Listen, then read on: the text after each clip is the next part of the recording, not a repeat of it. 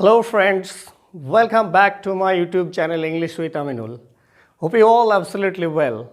And today in this lesson I'm going to teach you all about present perfect tense. So keep watching the video till the end without skipping. Okay? তো বন্ধুরা আজকের এই ভিডিওতে আমি তোমাদের দেখাবো কিভাবে প্রেজেন্ট পারফেক্ট টেন্স চিনতে হবে, অর্থাৎ বাংলা বাক্য এবং ইংরেজি সেন্টেন্স দেখে আমরা কিভাবে চিনব যে বাক্যটি প্রেজেন্ট পারফেক্ট টেন্সে আছে এবং প্রেজেন্ট পারফেক্ট টেন্সে বাক্যকে কিভাবে গঠন করতে হবে, অর্থাৎ প্রেজেন্ট পারফেক্ট টেন্সে বাক্যকে গঠন করতে গেলে তার যে স্ট্রাকচার বা ফর্ম তাতে কোন কোন জিনিস প্রয়োজন হয় এবং সবশেষে আমি তোমাদের দেখাবো প্রেজেন্ট পারফেক্ট টেন্স ও ফার্স্ট ইনডেফিনিট টেন্সের মধ্যে পার্থক্যটা কী আছে। ঠিক আছে, তো তোমরা ভিডিওটি শেষ পর্যন্ত দেখতে থাকো এবং যারা এখনও আমার চ্যানেলটিকে সাবস্ক্রাইব করোনি please subscribe my channel and press the bell icon so that you can get all notifications and update. Okay, so let's get started. What is present perfect tense? Present perfect tense refers to an action that has been already completed but its effect is present yet. অর্থাৎ কোনো কাজ already complete হয়ে গেছে, অর্থাৎ সম্পূর্ণ হয়ে গেছে, কিন্তু তার ফলটা এখনও রয়েছে, এইরকম বোঝালে সেটি অবশ্যই প্রেজেন্ট পারফেক্ট টেন্সে হবে। ঠিক আছে, তো প্রেজেন্ট পারফেক্ট টেন্স আমরা বাংলা বাক্য দেখে কিভাবে চিনব, তো আইডেন্টিফিকেশনের দিকে তোমরা একটু খেয়াল করো। কোনো বাংলা বাক্যে ফাইনাইট ভার্ব বা মূল ভার্বের দ্বারা অর্থাৎ ক্রিয়াপদের দ্বারা যদি আমরা এই চারটের মধ্যে কোনো একটা জিনিস দেখতে পাই, যেমন ইয়াছি, ইয়াছো, ইয়াছে, ইয়াছেন, এরকম বিষয় যদি থাকে বা বুঝতে পারি যে ফাইনাইট ভার্বের মাধ্যমে প্রকাশ পাচ্ছে, তাহলে অবশ্যই সেই বাক্যটি কী হবে, প্রেজেন্ট পারফেক্ট টেন্স হবে। ঠিক আছে, ফর এক্সাম্পল, সে একটি কলম কিনেছে, সে একটি কলম কিনেছে। তো এই যে কিনেছে, এখানে ফাইনাইট ভার্বটা কি, কিনেছে, ফাইনাইট ভার্ব অথবা বাক্যের মেন ভার্ব। তোমাদের আগেই বলা হয়েছে যে টেন্স চিনতে গেলে, অর্থাৎ বাংলা বাক্য থেকে যদি আমরা টেন্স চিনতে চাই তাহলে আমাদেরকে অবশ্যই খেয়াল করতে হবে কোথায়, ফাইনাইট ভার্বের দিকে, অর্থাৎ বাক্যের মূল ভার্ব দিকে। বাক্যের মূল ভার্বে যদি এই বিষয়গুলো থাকে তাহলে সেটি অবশ্যই কোন টেন্স হবে, প্রেজেন্ট পারফেক্ট টেন্স হবে। তো এখানে দেখো কিনেছে, এই যে কিনেছে কথাটা রয়েছে, কিনেছে এটা ফাইনাইট ভার্ব, আর এর সঙ্গে কি রয়েছে, ই আছে, অর্থাৎ কিনেছে এই ভার্বটিকে, ক্রিয়াপদটিকে যদি তোমরা সাধু ভাষা করে দাও তাহলে কি হবে, কিনি আছে, কিনি আছে, তাহলে ভাঙলে আমরা কি পাচ্ছি, ই আছে। আর এইখানে দেখো যে চারটে টার্মের মধ্যে একটা কি আছে, ই আছে। তো ইয়াছি, ইয়াছো, ইয়াছে, ইয়াছেন, এরকম বিষয় যদি থাকে তাহলে সেটি অবশ্যই কোন টেন্সে হবে, প্রেজেন্ট পারফেক্ট টেন্সে হবে। ক্লিয়ার? তাহলে সে একটি কলম কিনেছে মানে সে একটি কলম কিনিয়াছে, অর্থাৎ এইটি হলো কি প্রেজেন্ট পারফেক্ট টেন্সের উদাহরণ। এইবার এই টেন্সটা, এই সেন্টেন্সটাকে আমরা যদি ট্রান্সলেট করতে চাই তাহলে আমাদেরকে কি করতে হবে, প্রেজেন্ট পারফেক্ট টেন্সের যে বেসিক স্ট্রাকচার রয়েছে, বেসিক স্ট্রাকচার সেইটা আমাদেরকে একটু খেয়াল করতে হবে, বেসিক ফর্ম যেটা। তো বেসিক ফর্ম বা স্ট্রাকচার তোমরা একটু খেয়াল করো। সাবজেক্ট, সাবজেক্টের পরে হ্যাজ অথবা হ্যাভ, তারপরে মূল ভার্বের 3 নম্বর রূপ অর্থাৎ থার্ড ফর্ম যেটাকে আমরা পাস্ট পার্টিসিপল ফর্ম বলি সেইটা, তারপরে অবজেক্ট, তারপরে ফুল স্টপ। ক্লিয়ার? তো প্রথমে কি, সাবজেক্ট, সাবজেক্টের পরে হ্যাজ অথবা হ্যাভ, তারপরে ভার্বের third form, next object and then full stop. Clear? তো কোথায় হ্যাজ বসবে, কোথায় হ্যাভ বসবে এ বিষয়ে আমি আগে ভিডিও করেছি, আগের ভিডিওগুলিতে তোমরা দেখবে যে সাবজেক্টের পরে অক্সিলারি ভার্বের ব্যবহার সম্বন্ধে আমি আলোচনা করেছি, সে ভিডিওটা দেখে নিবে। তো সেই হিসাবে যদি আমরা এই বাক্যটাকে ট্রান্সলেট করতে চাই তাহলে কি হবে, তো দেখো কিনেছে এটা ফাইনাইট ভার্ব বা মেন ভার্ব, তাহলে সাবজেক্ট কোনটা, সে, একটি কলম, অবজেক্ট। এবার এই যে বেসিক ফর্ম বা স্ট্রাকচার এই অনুসারে যদি আমরা সাজাই তাহলে এটা কি হবে, হি হ্যাজ, এর পরে কি বসে, has, he has bought a pen, he has bought a pen. তোমরা মাথায় রাখবে, তোমাদের সুবিধার্থে আমি আরও একবার বলে দিচ্ছি যে হ্যাজ বসবে শুধুমাত্র subject third person singular number হলে তবেই। হ্যাজ কোথায় বসবে, সাবজেক্ট যদি থার্ড পারসন সিঙ্গুলার নাম্বার হয় তবেই, বাকি সমস্ত ক্ষেত্রে কি হবে, হ্যাভ।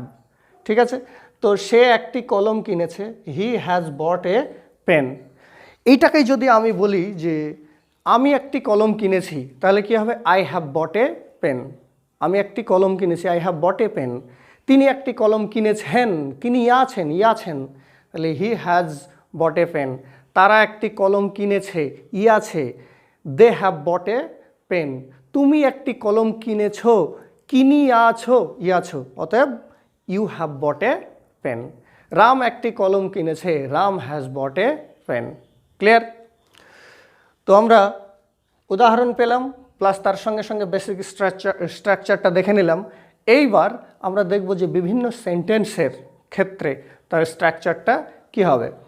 তো প্রেজেন্ট পারফেক্ট টেন্সের ক্ষেত্রে অ্যাসার্টিভ সেন্টেন্সের যে অ্যাফার্মেটিভ সেন্টেন্স অর্থাৎ হাবোধক বাক্য, সেই হাবোধক বাক্যের স্ট্রাকচারটা দেখো। সাবজেক্টের পরে হ্যাজ অথবা হ্যাভ, তারপরে V3, তারপরে object. He has done the work.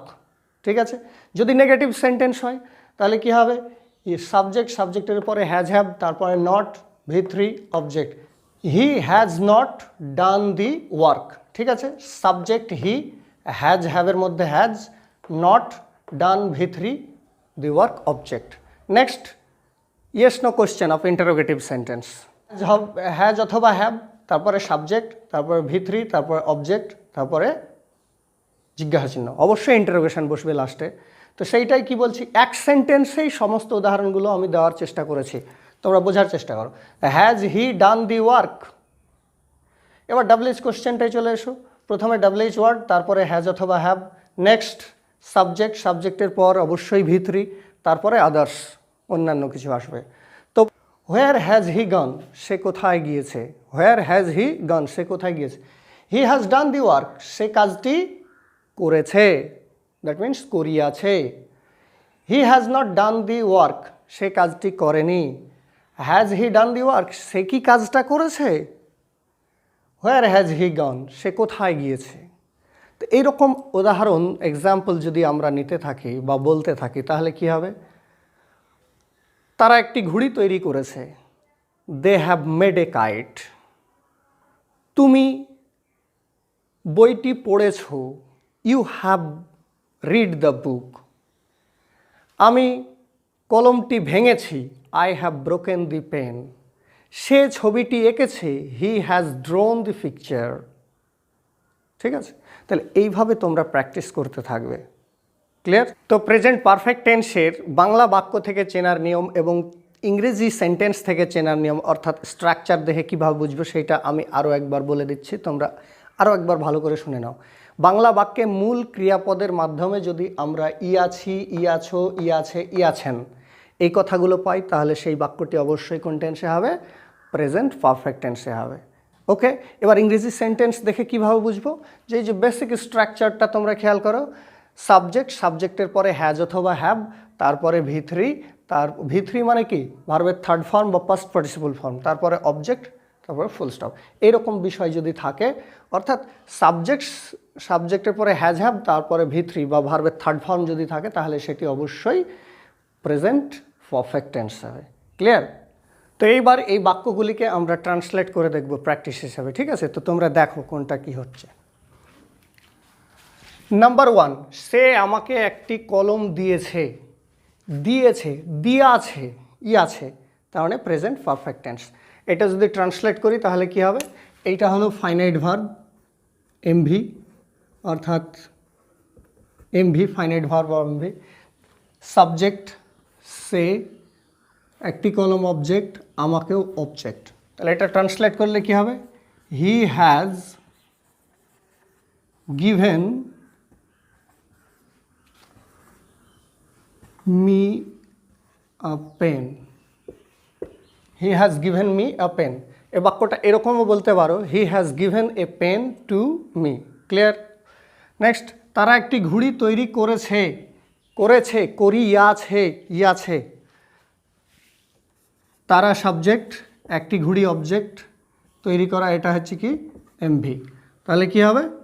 They have made a kite. They have made a kite. তুমি কি গল্পটি পড়েছো? পড়িয়াছো, present perfect tense. Interrogative sentence, have you read the story. Have you read the story? তুমি কি গল্পটি পড়িয়াছো? রাম কখন এসেছে? রাম কখন এসেছে? আসিয়াছে, ইয়াছে। Interrogative sentence, WH question. When has Ram come? When has Ram come? Ram কখন আসিয়াছে। Clear?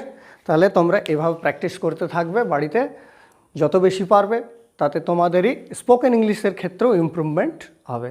Okay, now see negative sentence and question. Negative sentence and question. তো প্রেজেন্ট পারফেক্ট টেন্সে অনেক সময় নেগেটিভ সেন্টেন্স বা কোশ্চেন অর্থাৎ ইন্টারোগেটিভ সেন্টেন্সে এইখানে দেখো ব্র্যাকেটের মধ্যে কিছু ওয়ার্ড দেওয়া আছে, এই ওয়ার্ডগুলোও অনেক সময় যুক্ত থাকে। Just, for, ever, never, already, yet. তাহলে কি বললাম যে প্রেজেন্ট পারফেক্ট টেন্সের যে ইন্টারোগেটিভ সেন্টেন্স বা নেগেটিভ সেন্টেন্সে কখনো কখনো just, for, ever, never, already, yet ইত্যাদি এই সমস্ত শব্দগুলো যুক্ত থাকে। যেমন সে এখনও আসেনি, তো এখনও ইংরেজি কি? এখনও ইংরেজি ইয়েট অথবা স্টিল। তাহলে এইটা যদি আমরা ট্রান্সলেট করি এই গঠন অনুসারে, এইটা বেসিক স্ট্রাকচার, এই গঠন অনুসারে আমরা যদি ট্রান্সলেট করি তাহলে কি হবে? He has not come yet. সে এখনও আসেনি। ক্লিয়ার? নেক্সট, তুমি কি কখনো দিল্লি গিয়েছো? Interrogative sentence. কখনো, কখনো ইংরেজি এভার, কখনোই নয় ইংরেজি নেভার। ঠিক আছে, এই বাক্যে কি পেলাম?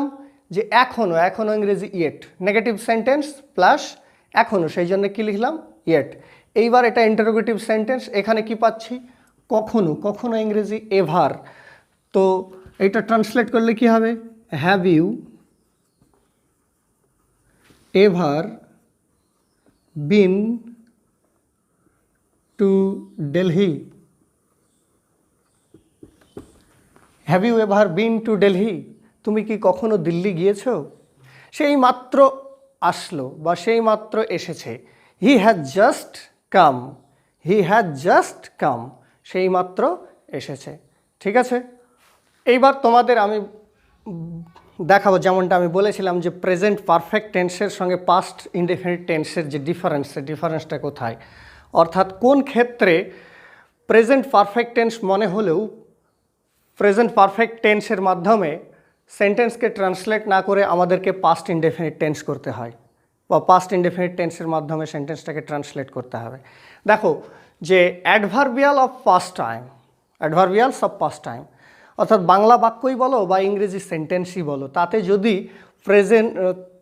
তাতে যদি অ্যাডভার্বিয়ালস অফ পাস্ট টাইম বা অতীতের কোনো সময়ের কথা উল্লেখ থাকে বা অতীত সময়ের কথা উল্লেখ থাকে, তাহলে কখনোই আমরা সেক্ষেত্রে প্রেজেন্ট পারফেক্ট টেন্স ব্যবহার করতে পারবো না। সেটাকে আমাদেরকে অবশ্যই কী করতে হবে? পাস্ট ইনডেফিনিট টেন্সে ট্রান্সলেট করতে হবে। ফর এক্সাম্পল, সে গতকাল কলকাতা গিয়েছে। তো দেখো যে ইয়েস্টারডে, ইয়েস্টারডে মানে কি? গতকাল। গতকাল মানেই অতীতের বিষয়। লাস্ট উইক মানে কি? গত সপ্তাহ। তো গত সপ্তাহ মানেই অতীত। লাস্ট ইয়ার গত বছর মানেই অতীতের বিষয়। ঠিক আছে, তো এইখানে বাংলা বাক্যটা দেখো যে সে গতকাল কলকাতা গিয়েছে। তো এই যে ভার্ব, মূল ভার্ব যেটা আছে ফাইনাইট ভার্ব, এই ফাইনাইট ভার্বের মাধ্যমে আমরা কি পাচ্ছি? গিয়েছে। তো গিয়েছেকে সাধু ভাষা করলে হবে কি? গিয়া আছে। বাংলা কি পাওয়া যাবে? ই আছে। তাহলে ই আছি, ই আছো, ই আছে, ই আছেন, এরকম থাকলে প্রেজেন্ট পারফেক্ট টেন্স হয় তো নাকি? ই আছি, ই আছো, ই আছে, ই আছেন, এরকম থাকলে অবশ্যই প্রেজেন্ট পারফেক্ট টেন্স হয়। তো এখানে আমরা কি বুঝতে পারছি? ই আছে, তাহলে এটা অবশ্যই প্রেজেন্ট পারফেক্ট টেন্স না, এটা হবে কি? Past indefinite tense. কেন? যেহেতু এইখানে গতকাল কথাটা উল্লেখ করা রয়েছে, আর গতকাল হচ্ছে কি? অতীতের সময়। সেই জন্যে this sentence cannot be translated into present perfect tense, but we should translate this sentence using the past indefinite tense, right? So what will be the translation of the sentence? Now see. He went to Kolkata yesterday.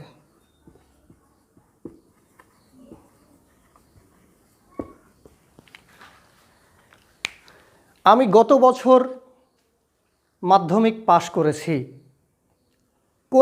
করিয়াছি মনে হচ্ছে, present perfect মনে হচ্ছে না, গত বছর বলা আছে বলে এটা অবশ্যই পাস্ট ইনডেফিনিট টেন্সে হবে। কি হবে?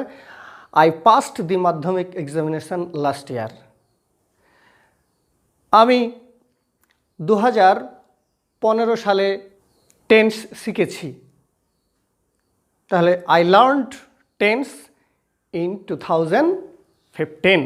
যেহেতু 2015 সালটা কি অতীত হয়ে গেছে, সেই জন্য এটা হবে কি আই লার্ন টেন্স ইন 2015।